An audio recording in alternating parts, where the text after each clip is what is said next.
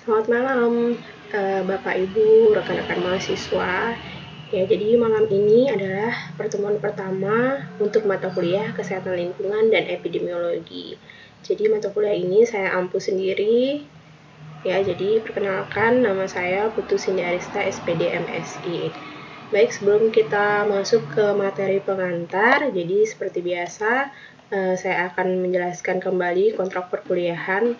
Jadi kontrak perkuliahan ini sama seperti mata kuliah etika lingkungan, di mana ada beberapa norma akademik yang diberlakukan dalam perkuliahan. Ya, jadi yang pertama itu kehadiran mahasiswa dalam pembelajaran minimal 60% dari total pertemuan kuliah yang terlaksana. Kemudian yang kedua, kegiatan pembelajaran berlangsung sesuai jadwal resmi dan jika terjadi perubahan itu ditetapkan bersama dosen dan mahasiswa. Yang ketiga, selama pandemik, proses perkuliahan berlangsung secara daring, baik itu menggunakan Google Classroom, via video conference seperti Google Meet, Zoom atau Cisco Webex maupun WhatsApp. Kemudian daftar hadir, materi, tugas akan saya share via Google Classroom. Dan toleransi keterlambatan itu adalah 15 menit. Nah, perlu juga diperhatikan adalah etika dalam menghubungi dosen via media sosial. Jadi perlu diperhatikan dari segi waktu, ya jangan terlalu malam atau terlalu pagi.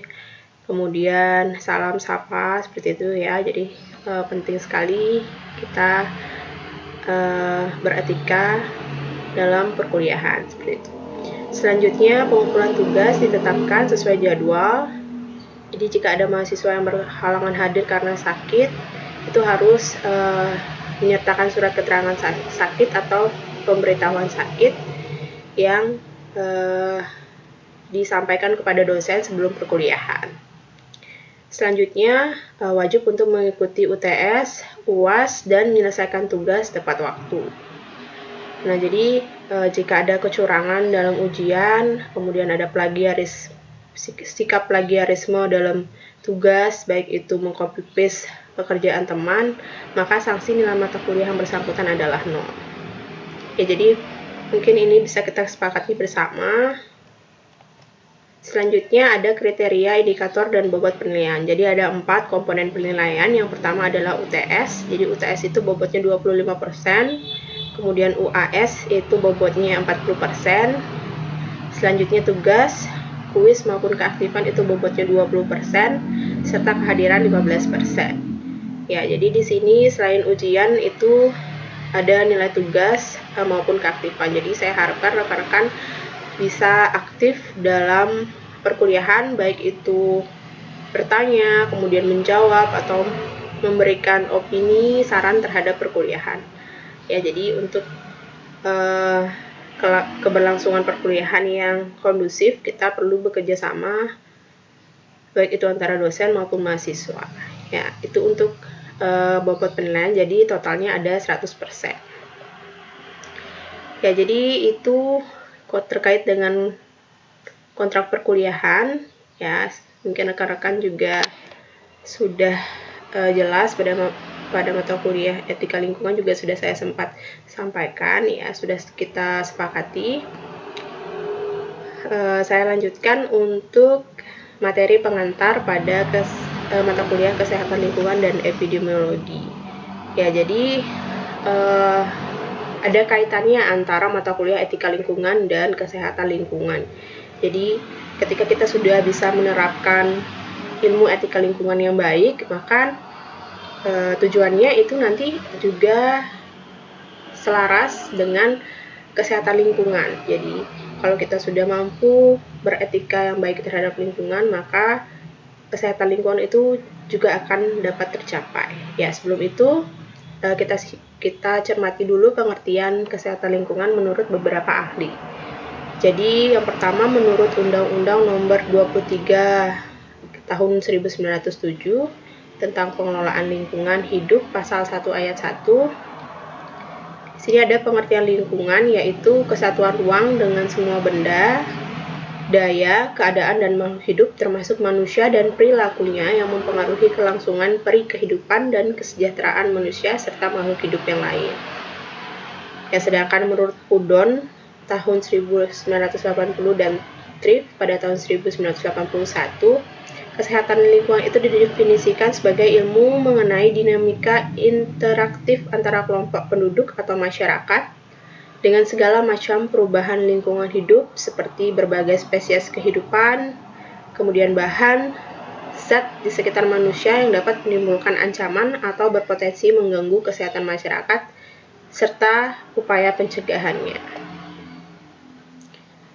Selanjutnya, pengertian ilmu kesehatan lingkungan menurut Slamet Riyadi adalah bagian integral dari ilmu kesehatan masyarakat yang khusus mempelajari dan menangani tentang hubungan manusia dengan lingkungannya untuk mencapai keseimbangan ekologi dan bertujuan untuk membina dan meningkatkan derajat maupun kehidupan sehat yang optimal.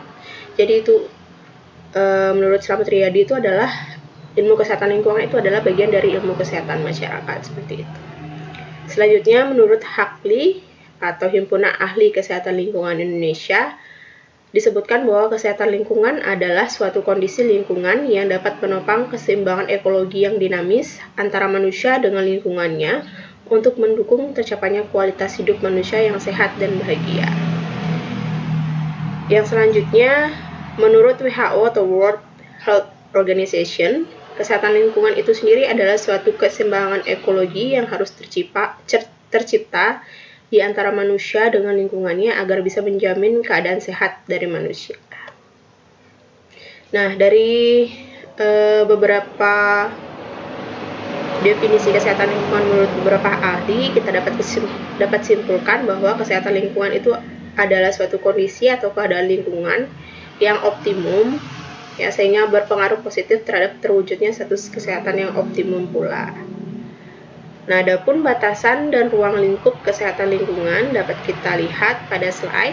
Ya, jadi terdapat hubungan yang signifikan antara kondisi lingkungan terhadap kesehatan masyarakat, baik di perkotaan maupun daerah permukiman.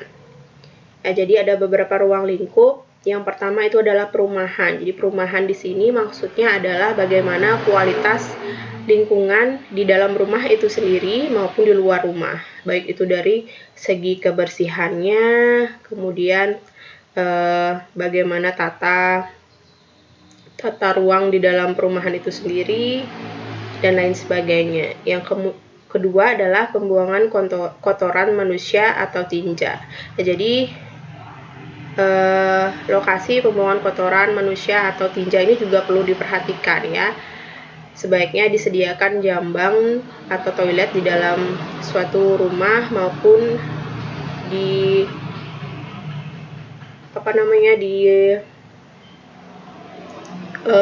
tempat-tempat atau tempat-tempat publik, ya, seperti itu. Jadi ada memang khusus lokasi yang menyediakan toilet, ya. Jadi kan kalau kita perhatikan masyarakat Indonesia umumnya tinggal di daerah pedesaan itu masih membuang kotoran itu sembarangan, ya. Biasanya mungkin kita bisa temui di sungai seperti itu atau di kali, ya. Jadi ini sangat perlu sekali diperhatikan, ya, baik itu dari masyarakat maupun dari pemerintah agar dapat menyediakan tempat khusus untuk pembuangan kotoran, ya, atau kita sebut dengan jamban. Jadi penting sekali kita untuk memperhatikan hal tersebut. Selanjutnya adalah ruang lingkup kesehatan lingkungan, yaitu penyediaan air bersih, ya. Jadi penyediaan air bersih ini sangat penting.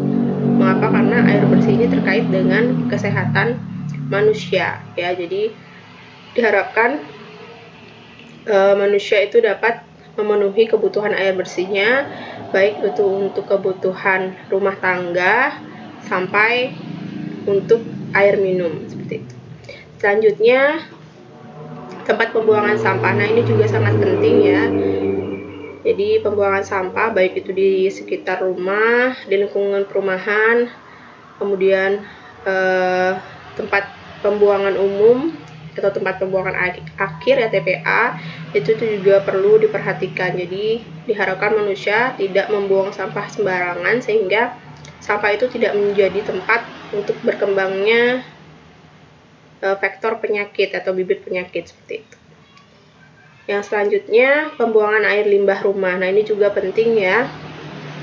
Jadi air limbah ini mengandung berbagai zat anorganik atau senyawa kimia yang berbahaya bagi ekosistem ya. Jadi sebaiknya air limbah ini dibuang atau diolah dulu ya, diolah dulu di skala rumah tangga sebelum dibuang ke badan air seperti itu. Jadi tidak menimbulkan kerusakan ekosistem. Selanjutnya, hewan ternak atau kandang hewan ternak. Nah, ini juga penting diperhatikan. Jadi bagi peternak yang memiliki hewan ternak ini perlu diperhatikan kebersihan kandang dari hewan ternak tersebut agar tidak menjadi penyebaran penyakit dan juga tidak menimbulkan bau ya. Jadi ini penting sekali, apalagi ketika kandang atau peternakan tersebut berada di daerah permukiman. Jadi itu akan mengganggu kondisi di sekitar lingkungan tersebut. Nah, sedangkan menurut WHO ada beberapa ruang lingkup kesehatan lingkungan.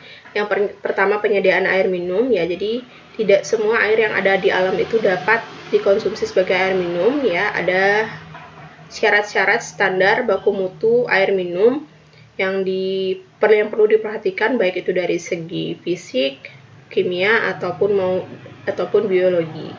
Ya, jadi air minum ini memiliki standar tersendiri yang perlu diperhatikan. Selanjutnya adalah pengelolaan air buangan dan pengendalian pencemaran. Jadi ini sama seperti pengelolaan air limbah ya. Jadi pengelolaan air buangan atau air limbah ini sebaiknya di treatment atau dilakukan pengelolaan terlebih dahulu sebelum dibuang ke badan air agar tidak menimbulkan pencemaran, baik itu pencemaran tanah ataupun pencemaran air.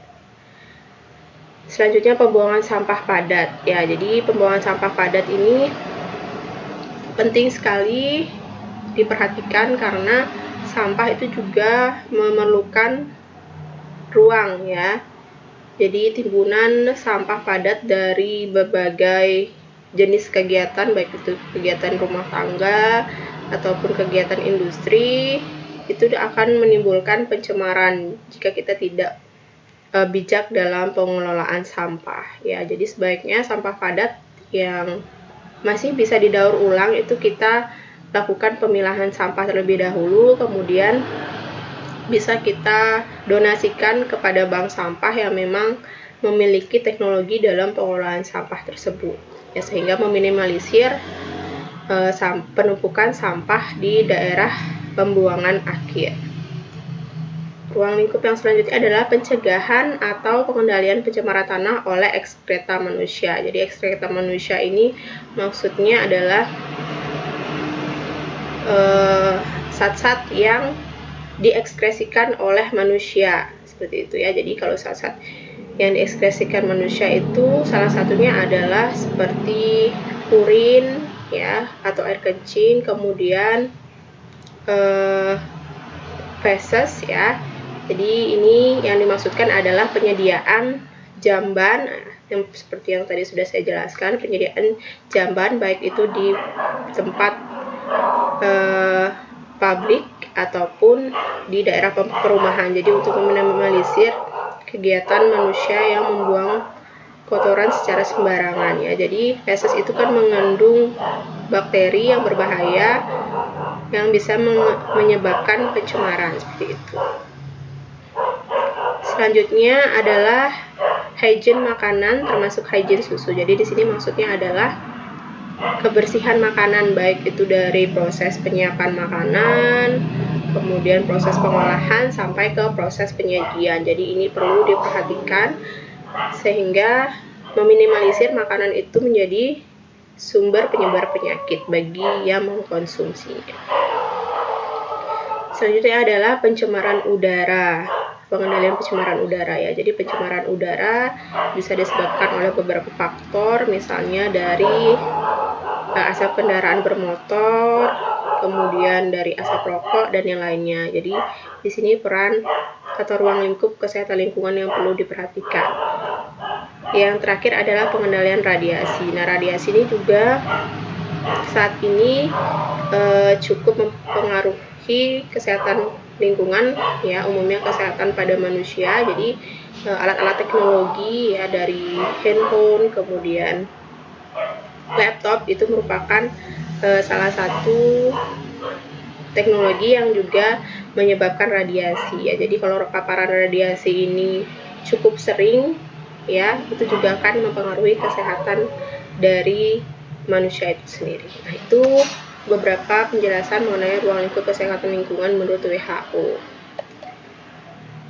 Nah, ada lagi ruang lingkupnya seperti kesehatan kerja. Jadi kesehatan kerja ini termasuk juga K3, ya, kesehatan keselamatan kerja. Itu perlu diperhatikan bagaimana SOP dari suatu karyawan, ya, itu perlu sekali diperhatikan. Kemudian pengendalian kebisingan, ya, ini untuk daerah-daerah yang umumnya berada di lingkungan-lingkungan yang misalnya seperti daerah pinggir jalan seperti itu, kemudian di daerah bandara, ini perlu sekali diperhatikan upaya pengendalian kebisingan agar tidak terjadi pencemaran bunyi seperti itu. Kemudian perumahan dan pemukiman sudah saya jelaskan tadi.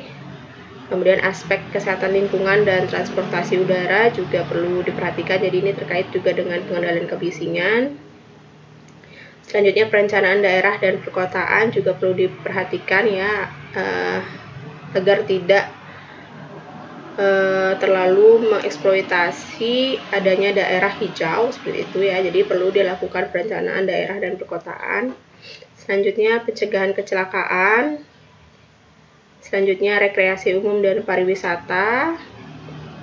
Kemudian ada tindakan-tindakan sanitasi yang berhubungan dengan keadaan epidemi atau wabah, bencana alam dan perpindahan penduduk. Yang terakhir ada tindakan pencegahan yang diperlukan untuk menjamin lingkungan. Itu tadi yang menurut WHO. Kemudian dalam pasal 22 ayat 3 Undang-Undang Nomor 23 Tahun 1992, adapun ruang lingkup kesehatan lingkungan yaitu penyehatan air dan udara, ya, sudah saya jelaskan juga tadi. Kemudian pengamanan limbah padat, ya, contohnya sampah, plastik, dan yang lainnya.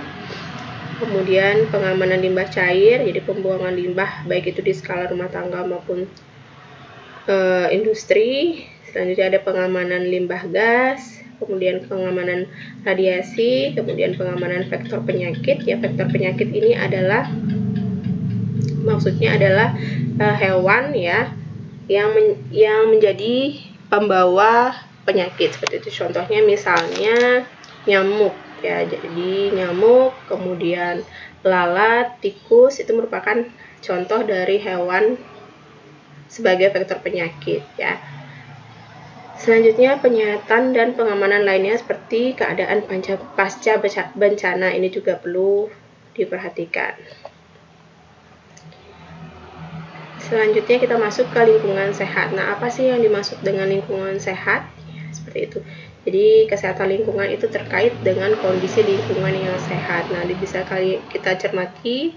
Ini ada beberapa contoh gambar yang asri, kemudian bersih, ya. Kalau kalian lihat ini tidak ada sampah yang berserakan, kemudian daerah hijaunya masih banyak. Jadi itu juga terkait dengan adanya pepohonan yang berfungsi sebagai penghasil O2, ya. Jadi O2 atau oksigen ini sangat kita perlukan dalam proses respirasi, ya. Jadi kalau udaranya bersih gitu, kemudian lingkungannya juga bersih, asri, itu pasti kita akan nyaman untuk tinggal di sana, ya. Jadi penyebaran penyakit itu juga dapat diminimalisir karena tidak adanya penumpukan sampah, kemudian tidak ada genangan air, dan lain sebagainya. Jadi kalau lingkungan kita itu bersih dan sehat, kita akan nyaman untuk dapat tinggal di daerah tersebut. Nah, jadi Ciri-ciri lingkungan yang sehat adalah sebagai berikut. Yang pertama, udara bersih, kemudian segar dan terasa sejuk. Nah, selain itu juga tidak berbau. Kemudian yang kedua, ada tempat sampah dalam keadaan yang bersih. Nah, dengan adanya tempat sampah, maka sampah tersebut tidak berserakan, dan dengan demikian maka tidak akan menimbulkan bau yang tidak sedap, dan juga tidak menjadi penyebaran bibit penyakit seperti itu. Kemudian ciri yang ketiga, terdapat saluran air yang bersih dan lancar, ya. Jadi kalau air dalam saluran itu mengalir dengan lancar dan tidak tersumbat oleh sampah, maka tidak akan terjadi banjir seperti itu, ya. Selanjutnya, terdapat berbagai tumbuhan hijau yang terpelihara dengan rapi. Kemudian dengan adanya tumbuhan, maka udara akan menjadi lebih bersih, dan jumlah oksigen yang dihasilkan juga akan lebih banyak, ya, untuk memenuhi kebutuhan oksigen di daerah tersebut. Jadi keadaan lingkungan rumah juga akan terlihat lebih indah. Selanjutnya, perilaku hidup sehat, ya. Jadi perilaku hidup sehat itu terkait dengan 3. Yang pertama adalah pengetahuan. Jadi pengetahuan ini diperlukan, ya, mengapa kita perlu belajar tentang kesehatan lingkungan. Jadi yang pertama adalah untuk mencegah resiko terjadinya penyakit, ya. Jadi pengetahuan itu penting agar kita tahu resikonya dan juga dapat mencegah terjadinya penyakit. Selanjutnya adalah sikap, ya. Jadi sikap di sini maksudnya adalah untuk melindungi diri dari ancaman penyakit. Dan yang terakhir adalah tindakan, ya. Jadi tindakan di sini maksudnya kita sebagai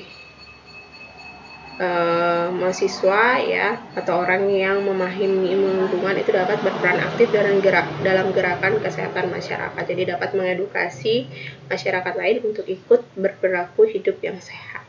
Seperti itu. Nah, tadi kita sudah membahas mengenai lingkungan yang sehat. Nah, bagaimana dengan lingkungan yang tidak sehat? Nah, gambar ini dapat mewakilkan dari sekian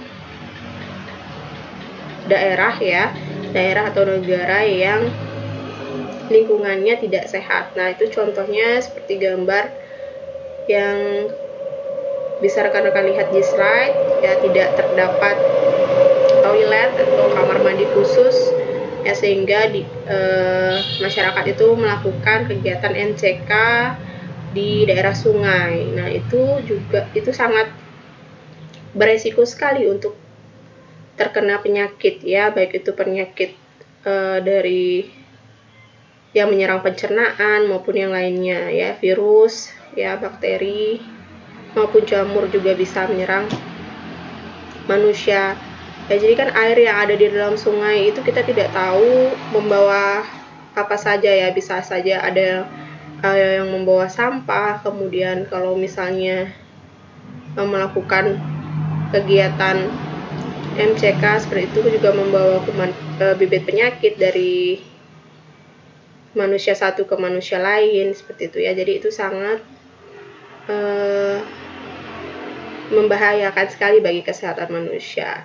Kemudian kita lihat juga sampah di sana berserakan, jadi tidak adanya tempat sampah dan tidak adanya kesadaran masyarakat untuk membuang sampah pada tempatnya, itu akan menjadi tempat untuk berkembangnya penyakit, ya, juga menimbulkan bau yang tidak sedap ketika kita berada di sekitarnya. Nah, ini contoh dari lingkungan tidak sehat. Jadi ciri-cirinya antara lain, yang pertama udara kotor dan berbau, ya. Jadi udara yang kotor akan menyebabkan sesak nafas, ya. Jadi terjadi pencemaran udara. Kemudian tidak tersedianya tempat sampah, jadi sampah yang menumpuk dan berserakan di mana-mana akan merusak pemandangan lingkungan dan menimbulkan bau yang tidak sedap, juga menjadi tempat berkembangnya penyakit. Yang ketiga, tidak ada saluran air, ya. Jadi walaupun ada, tapi itu dalam keadaan yang kotor atau tidak memadai, maka jadi kalau ada sampah yang menyumbat saluran air, itu akan mengakibatkan aliran air tidak lancar, ya. Jadi kalau tidak lancar, jika intensitas hujan itu cukup tinggi, akan menyebabkan bencana banjir.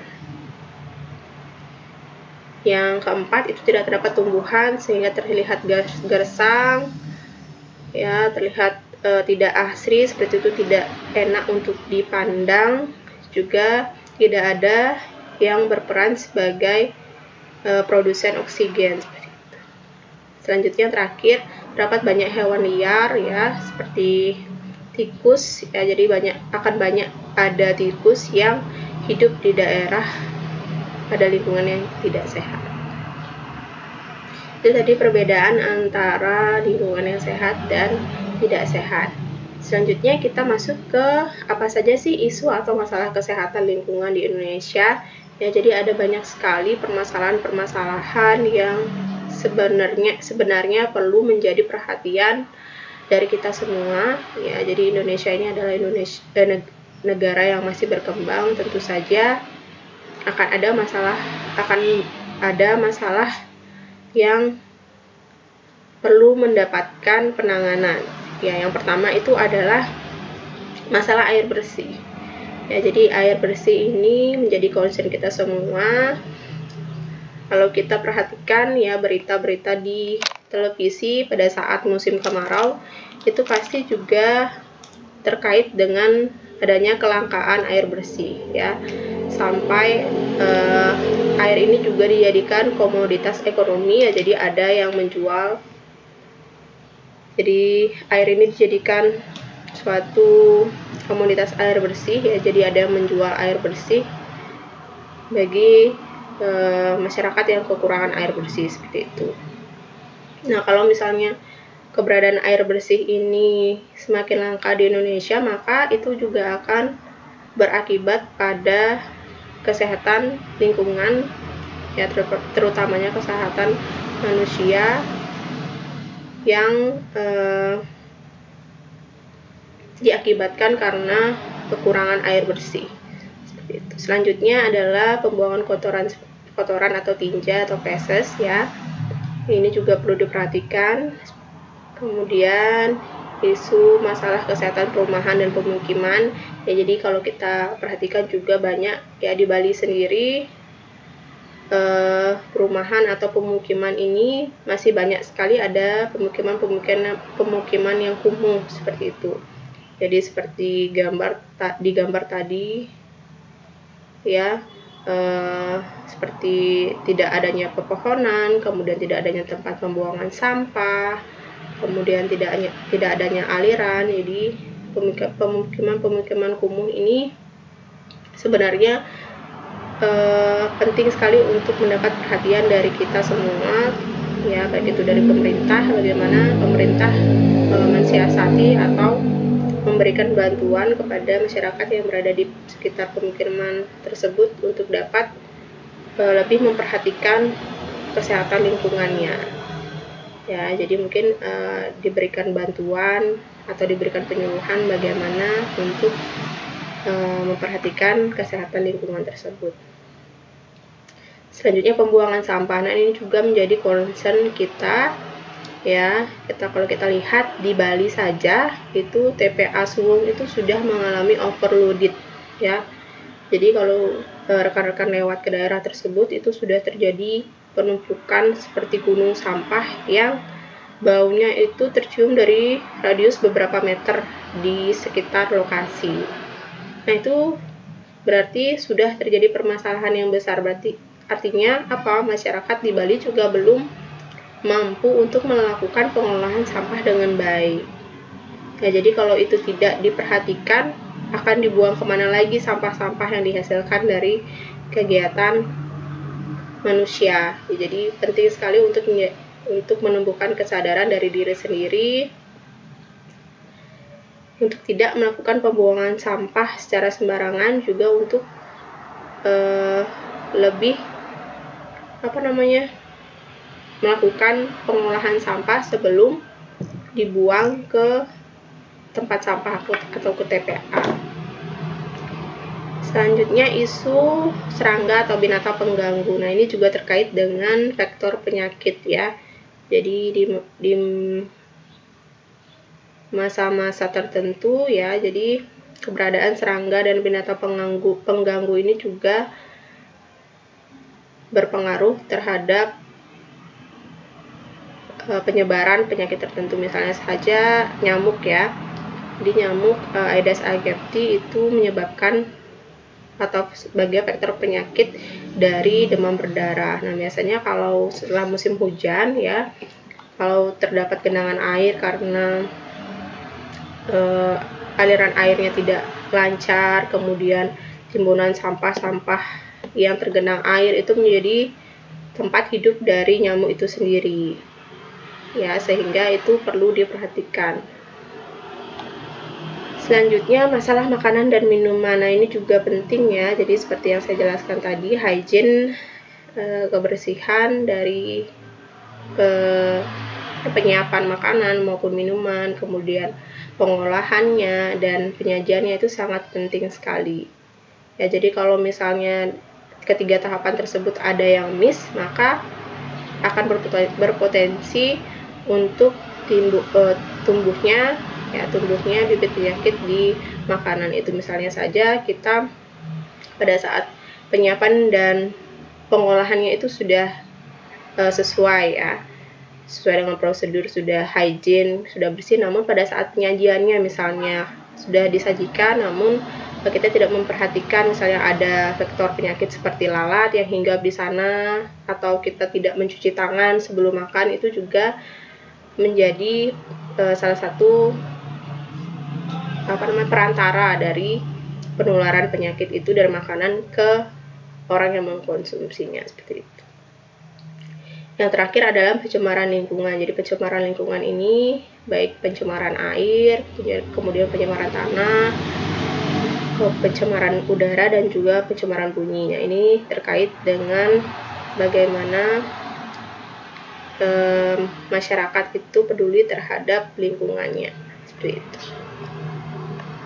Nah, apa yang terjadi jika lingkungan tidak sehat? Ya, yang pertama adalah akan timbul berbagai macam penyakit. Ya, jadi akan timbul bermacam-macam penyakit seperti asma, penyakit paru-paru, kanker, kemudian keracunan zat kimia, tipus, diare, dan hepatitis A, dan banyak penyakit yang lainnya. Ya, jadi kalau lingkungan itu tidak sehat, otomatis akan banyak bibit penyakit yang ada di sekitar lingkungan tersebut. Dan juga dapat muncul penyakit baru ya, seperti SARS atau Severe Acute Respiratory Syndrome. Ya, jadi wabah SARS ini menyebar di provinsi Guangdong, Cina itu pada tahun 2002 ya, kemudian mendunia pada tahun 2003. Jadi gejalanya mirip dengan influenza seperti demam, malaise, mialgia, sakit kepala, diare, dan menggigil. Jadi SARS ini menyerang sistem pernapasan manusia. Itu berarti ada pencemaran udara di sana, seperti itu. Selanjutnya ada penyakit flu burung ya pada tahun 2003 atau dikenal dengan H5N1 yang diidentifikasi di Indonesia. Jadi flu burung ini adalah penyakit infeksi ya. Jadi menyerang juga sistem pernafasan yang ditularkan dari unggas ke manusia, seperti itu. Jadi awalnya adalah virus ini dapat menyerang unggas, kemudian dia mengalami mutasi ya, sehingga dia dapat menyerang manusia, seperti itu.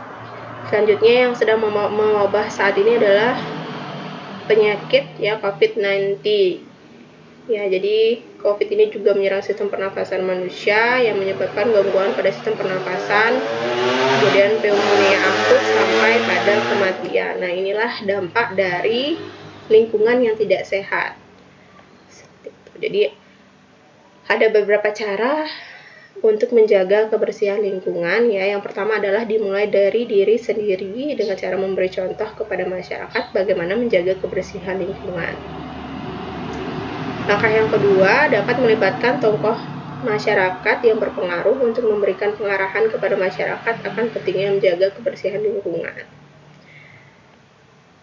Dapat juga kita mengajak ya pemuda-pemuda di dalam suatu organisasi lingkungan ya untuk ikut aktif menjaga kebersihan lingkungan, seperti itu. Jadi kita melakukan kampanye untuk ikut berperan aktif dalam menjaga kebersihan lingkungan, seperti itu. Selanjutnya dapat memperbanyak tempat sampah yang ada di lingkungan sekitar, kemudian mempekerjakan petugas kebersihan lingkungan dengan memberi imbalan yang sesuai setiap bulannya. Selanjutnya dapat mensosialisasikan kepada masyarakat untuk terbiasa memilah sampah rumah tangga menjadi sampah organik dan non-organik. Ya. Selanjutnya dapat mempelajari teknologi pembuatan kompos dari sampah organik agar dapat dimanfaatkan kembali untuk pupuk. Nah, ini salah satu cara untuk meminimalisir sampah ya, khususnya sampah organik. Jadi kita dapat manfaatkan menjadi sesuatu yang lebih bermanfaat seperti pupuk begitu.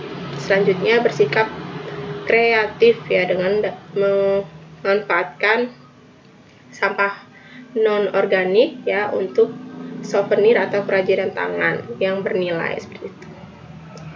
Yang terakhir dapat mengatur jadwal kegiatan kerja bakti misalnya di lingkungan perumahan untuk membersihkan lingkungan. Ya, jadi itu beberapa cara menjaga kebersihan lingkungan ya. Jadi ada banyak cara ya yang dapat kita lakukan untuk ikut berpartisipasi dalam menciptakan lingkungan yang sehat. Ya, jadi sekian materi perkuliahan hari ini. Jika ada yang ingin ditanyakan, saya persilakan rekan-rekan untuk menuliskan di kolom komentar ataupun melalui WhatsApp grup yang sudah ada. Ya, jika ada penjelasan saya yang keliru, saya mohon maaf. Saya akhiri perkuliahan malam ini. Selamat malam dan silahkan tuliskan pertanyaan atau opini rekan-rekan ataupun masukan mengenai mata kuliah hari ini. Terima kasih.